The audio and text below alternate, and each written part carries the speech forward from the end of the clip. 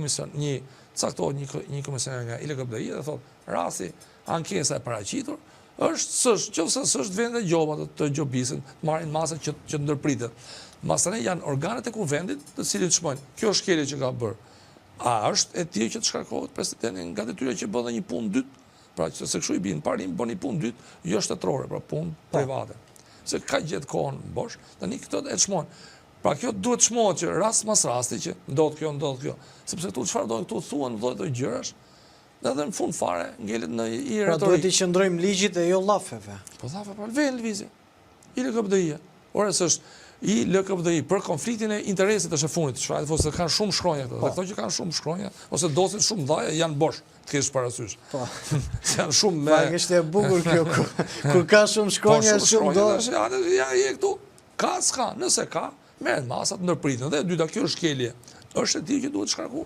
Janë shumë thjeshta. Por këtu çfarë bëhet këtu, gjërat shmangen, ndodhin ngjarje tjetër edhe domethënë sigur duket sigur domethënë shkelja e ligjit është si normale. Por shkeljen e ligjit kush e konstaton? Nuk e konstaton retorika politike ose debatet politike, e përcakton organi kompetent. Dhe i kemi bërë këto organe marrin rroga ta zgjidhin këtë punë. Ka apo jo? Ose të shkrihen fare, që të thosh Zoti të hapi krahun. S'ka asnjë problem. Avokat, sa përgjegjësi ka klasa politike për këtë që është krijuar me sistemin e drejtësisë?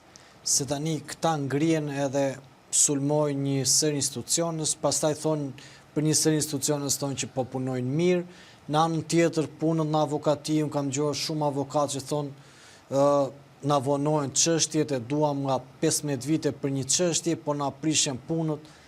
Sa përgjegjësi kanë këta aktorë të politikës sot për këtë situatë që është vetë komplet sistemi i drejtësisë, po merren vetëm me një institucion, se unë më shumë jam i fokusuar te SPAK-u për shkak të ngjarjeve politike, por ju e shikoni nga ana specifike dhe teknike për shkak se drejtësia është fjalë komplekse, nuk është vetëm një. Është saktë dhe përgjigjja ime është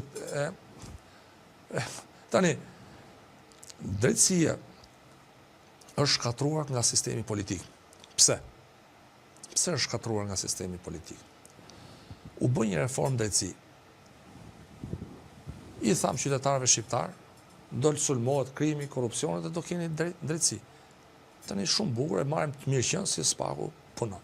Tani çfarë ti themi këtij personit që kërkon pronën? Ky kërkon pronën. I themi atë. Ti do pronën, është dënu, është çu Ilir Beqja është në burg. Ora unë du pronën, s'kam lidhje me Ilir Beqjan. Ose është fut Dhevelia në burg. Ora s'kam lidhje me këto. Unë du pronën time. Por unë du pronën. Jo, ti je mirë thot. Shiko lajmet, shif lajmet mjes, edhe Ilir Beqja është fut në burg. Qytetarët ne duhet të japin drejtësi. Lufta ndaj korrupsionit është gjë tjetër, drejtësia. Dhe pse i thonë sistemi drejtësisë? Që jep drejtësi. Drejtësi nuk është një pakicë, por shumica e popullit. Edhe mazhoranca që drejton popullin ka marrë votat e shumicës. Tash ne do respektojmë shumicën e popullit, i ofrojmë drejtësi. Klasa politike ka për detyrë të rregullojë sistemin e drejtësisë, këtë që boni vetë.